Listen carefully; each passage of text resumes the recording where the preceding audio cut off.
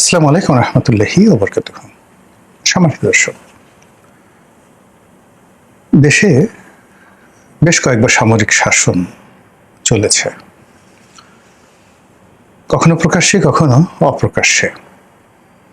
আর সে সকল সামরিক শাসনে দেশের কতটা উপকার হয়েছে সেটা পরের বিষয়, কতটা ক্ষতি হয়েছে তাও আলোচনার বিষয় নয়।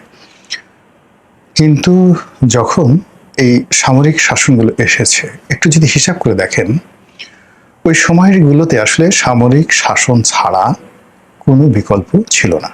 দেয়ার ওয়াজ নো অল্টারনেটিভ। রাজনীতি তো আজকের নয়।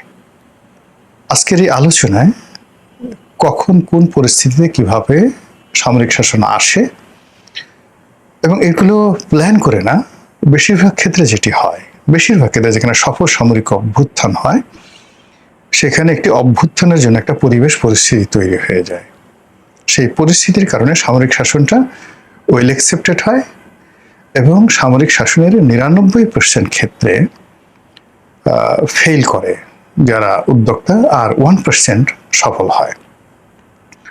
যেমন ধরুন, আমাদের উপমহাদেশ আসলে সবগুলো সামরিক শাসন সফল হয়েছে।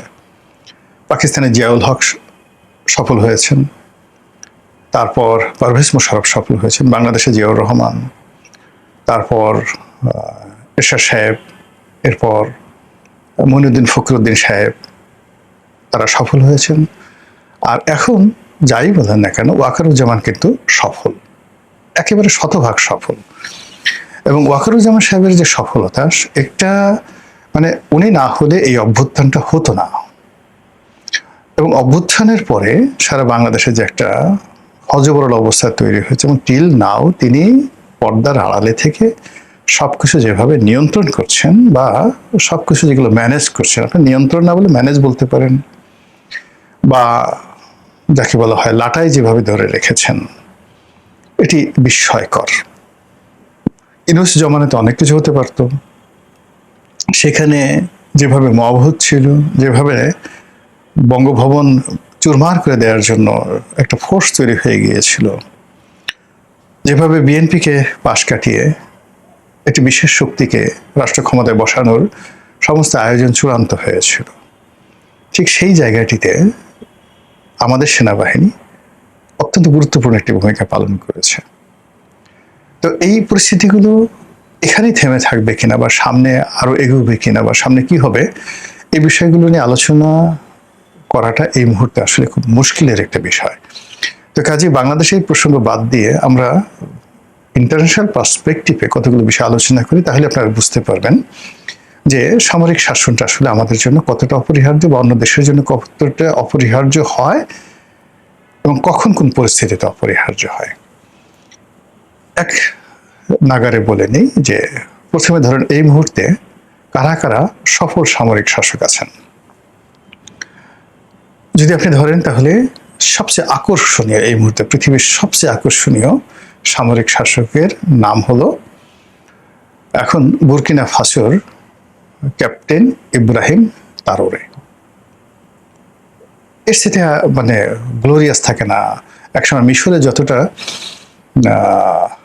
গামাল আবদেল নাসের যতটা জনপ্রিয় ছিলেন, ইব্রাহিম তারোরে ঠিক ততটা। এবং ইব্রাহিম তারোরের আগে, এই সামরিক অভ্যুত্থানের আগে 3 থেকে 4টি সামরিক অভ্যুত্থান হয়েছে, তারা ফেল করেছে।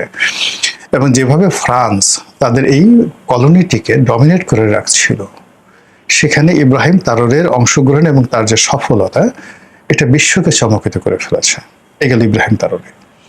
2 নম্বরে সারা পৃথিবী মিলে চেষ্টা করছে উগান্ডার বিরুদ্ধে সেই পাল্টা অভ্যুত্থান করার জন্য, কিন্তু দীর্ঘদিন, সে 80-র দশক থেকে এখন পর্যন্ত, প্রথমে গেরিলা যুদ্ধ, তারপরে সামরিক যাকে বলা হয় কু, এরপরে শাসন ক্ষমতায় আছেন সেই মুসেভেনি, প্রেসিডেন্ট মুসেভেনি। স্টিল অত্যন্ত শক্তিশালী হাত দিয়ে সেই প্রায় 40-45 বছর ধরে তিনি শাসন চালাচ্ছেন। এরপরে মিশরে আছেন সিসি, আব্দুল ফাত্তাহ সিসি, অত্যন্ত সফল সামরিক শাসক, এবং সারা দুনিয়াকে তারা পশ্চিমাদের সঙ্গে সম্পর্ক রক্ষা করছেন, নিজের দেশকে নিয়ন্ত্রণ করছেন, এবং তারা সফল হয়েছেন। আবার যদি আপনি আমাদের পাক ভারত উপমহাদেশে দেখেন, ইমরান খানকে হটিয়ে যেভাবে অসীম মনির পর্দার আড়ালে থেকে মূলত দেশটাকে সামরিক শাসন দিয়ে চালাচ্ছেন, এটি বিস্ময়কর, যেটা বলার মতো নয়। এখন এই সকল দেশ সহ আরো অনেক উদাহরণ দেয়া যাবে, অসংখ্য উদাহরণ দেয়া যাবে, যেখানে মূলত কার্যত ইভেন আপনি চিলি ধরেন, তারপরে কিউবা ধরেন, সেখানে যেভাবেই থাকুন না কেন সামরিক বাহিনী কিন্তু সেখানে খুবই গুরুত্বপূর্ণ ভূমিকা পালন করে চলেছে। তো সেই দিক থেকে বাংলাদেশের যে সামরিক শাসন, সেই সামরিক শাসনটা আমরা দুটো সামরিক শাসন পেয়েছি সরাসরি, আর একাগারের সময় মনিরুদ্দিন ফখরুদ্দিনের শাসন পরোক্ষ, আর এই জামানাতে জেনারেল ওয়াকারুজ্জামানের যে মানে ক্ষমতা, এটা একেবারেই বেশি পরোক্ষ, এটা বোঝা যাচ্ছে না। তো এই জিনিসগুলো কেন হলো প্রথম যে কারণটা সেটি হলো যে মানুষের রাজনৈতিক অধিকার যখন রাজনীতিবিদরা হরণ করে, এবং রাজনীতিবিদরা যখন নিজেরা অপমানিত হয় এবং তাদের প্রতিপক্ষকে অপমান করে, তখন সেখানে মিলিটারি ইন্টারভেনশনটা অপরিহার্য হয়ে পড়ে। আপনি দেখুন যে আমাদের দেশে সে পাকিস্তান জমানাতে কায়েদে আজম মোহাম্মদ আলী জিন্নাহ সাহেবের মৃত্যুর পরে একটার পর একটা সরকার যেভাবে ফেল করলো, 1948 থেকে একেবারে 57 পর্যন্ত, অলমোস্ট 10 ইয়ার্স।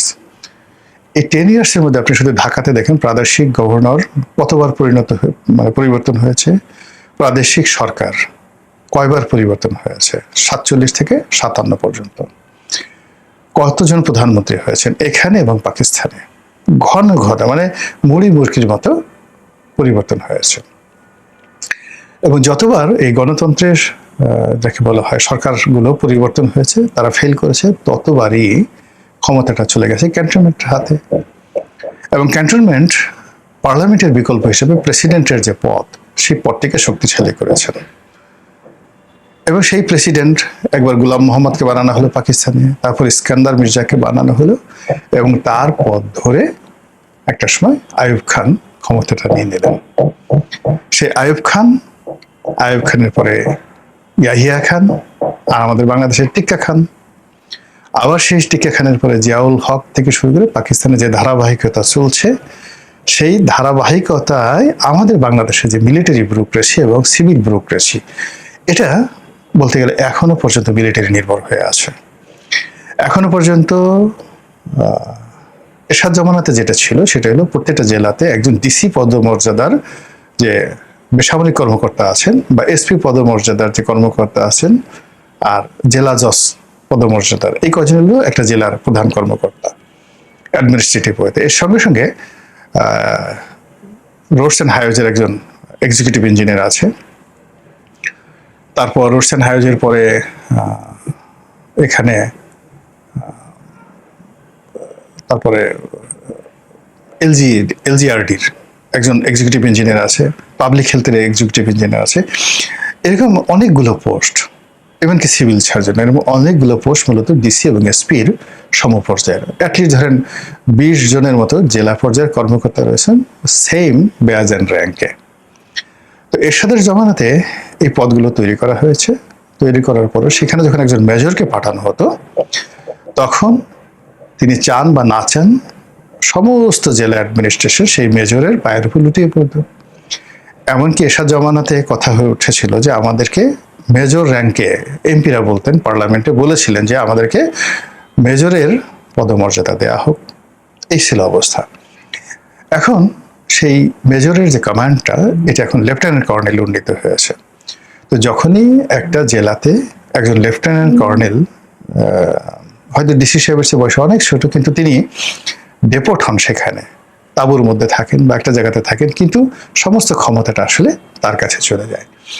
এই যে সমস্ত ক্ষমতাটা তার কাছে চলে যায়, এই যে ধারাবাহিকতাটা আমরা পেয়েছি 1957 সন থেকে। এবং 1957 সন থেকে এই যে মিলিটারি ব্যুরোক্রেসি যে সুপ্রিমাসি, সেই সুপ্রিমাসিটা আজকের দিন পর্যন্ত চলছে। আমাদের রাজনীতিবিদরা মানে কোনো অবস্থাতেই ডিসি এসপিকে পাত্তা দিতে চায় না, কিন্তু কর্নেল সাহেব ডেকেছেন, তারপরে শেষে মেজর সাহেব ডেকেছেন, সঙ্গে সঙ্গে সে রাত 3টার সময় হোক সেই রাজনীতিবিদরা সেখানে উপস্থিত হবে। কর্নেল সাহেব আসছেন, হাত পা কাঁপা শুরু হয়ে যাবে। যাওয়ার আগে সবাই পশ্চাৎ দেশে হাতাতে থাকবে যে গেলে পিটনি পড়বে কিনা। এই যে আতঙ্কটা, এই আতঙ্কটা ভারতে নেই, এই আতঙ্কটা আমেরিকাতে নেই, এই আতঙ্কটা ইন্দোনেশিয়াতে নেই, এই আতঙ্কটা শ্রীলঙ্কা এবং যাকে বলা হয় সিঙ্গাপুরে কল্পনাই করা যায় না। এমনকি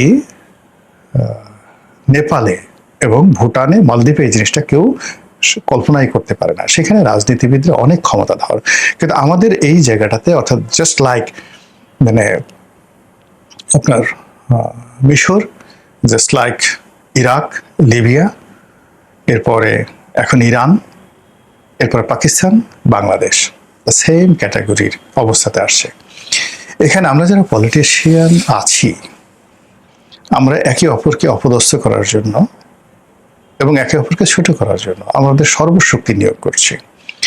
এবং কোনো অবস্থাতেই এখানে 3 থেকে 4টি সেট পলিটিক্যাল ময়দানে কাজ করে। যেমন যে এখন ধরুন আওয়ামী লীগের যে সেটটি ক্ষমতার পুরো 17 বছর পোলাও কুমা মাখন খেয়েছে, এদের একটা গ্রুপ মরে গেছে, একটা গ্রুপ বিদেশে মানে টাকা পয়সা উপার্জন করে তারা আর জীবনে রাজনীতি করবে না এবং করার দরকারও নেই। আর একটা গ্রুপ বসে আছে, তারা আবার দেশে আসবে, সবকিছু করবে। আবার অন্যদিকে যে গ্রুপটি বাংলাদেশে বসে এই বিপদের সময় আওয়ামী লীগের জন্য কাজ করছে, আওয়ামী লীগ যদি কোনোদিন ফিরে আসে এদের কাউকে ডাকা হবে না। ফলে আবার আওয়ামী লীগ আসলে ওই যে নব্য যে মিলিটারি ব্যুরোক্রেসি, নব্য দালাল, নব্য সাংবাদিক, মানে হোয়াট এভার মেবি যা কিছু বলেন, সবাইকে আপনারা দেখতে পাবেন। আবার আপনি বিএনপির দেখেন, বিএনপির যারা গত 17 বছর যারা মাঠে ছিলেন, ময়দানে ছিলেন, যাদের রক্ত ঝরেছে, আচ্ছা আপনি দেখেন তো রক্ত ঝরেছে কার কার? বয়সের বাবু রক্ত ঝরেছে, আচ্ছা, তারপর মোয়াজ্জেম হোসেন আলালের রক্ত ঝরেছে, এরপর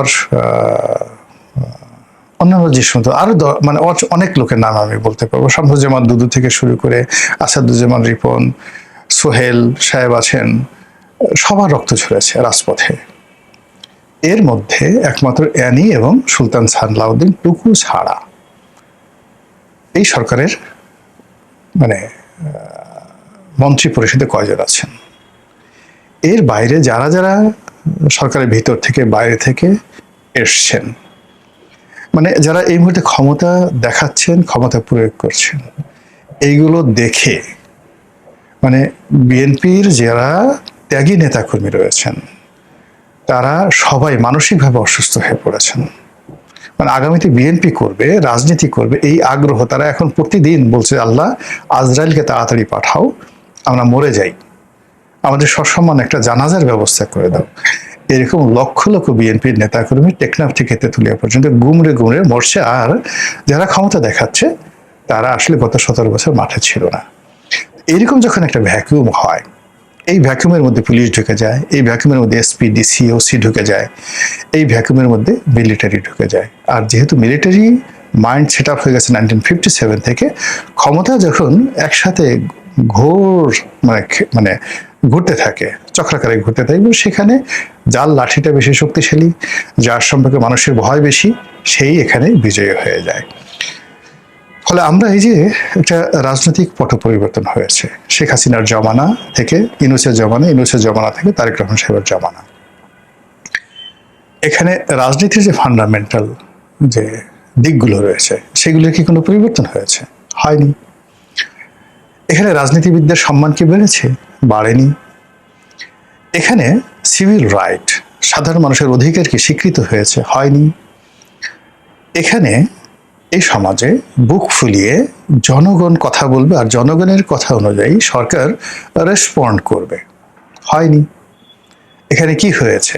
প্রধানমন্ত্রী কখন ছাতি ধরলেন তার স্ত্রীর মাথায়, প্রধানমন্ত্রী কার দিকে তাকালেন, প্রধানমন্ত্রী কার সঙ্গে সেলফি তুললেন, মানে এই সমস্ত ক্ষমতা একদিকে দিয়ে পুরো ক্ষমতার যে চেইনটা আছে পুরো চেইনটাকে ক্যাস করে কেটে দেওয়া হচ্ছে। আর এই জিনিসগুলো যখন একটা কোনো দেশ এবং কোনো রাষ্ট্র এবং সমাজে ঘটতে থাকে, তখনই সেখানে একটা পঞ্চম বাহিনী, একটা রাজনৈতিক বিশৃঙ্খলা, একটি অরাজনৈতিক শক্তি, একটি সামরিক শক্তি, তারা ওত পেতে বসে থাকে ক্ষমতা আসার জন্য, এবং এখানে এরকম ঘটনাগুলো ঘটে যে ঘটনায় এরকম একটা পরিবর্তন অনিবার্য হয়ে পড়ে। আশা করি আপনারা বুঝতে পেরেছেন। মহান আল্লাহ আমাদের সবাইকে হেদায়েত দান করুন এবং হেফাজত করুন। আসসালামু আলাইকুম ওয়া রাহমাতুল্লাহি ওয়া বারাকাতুহু।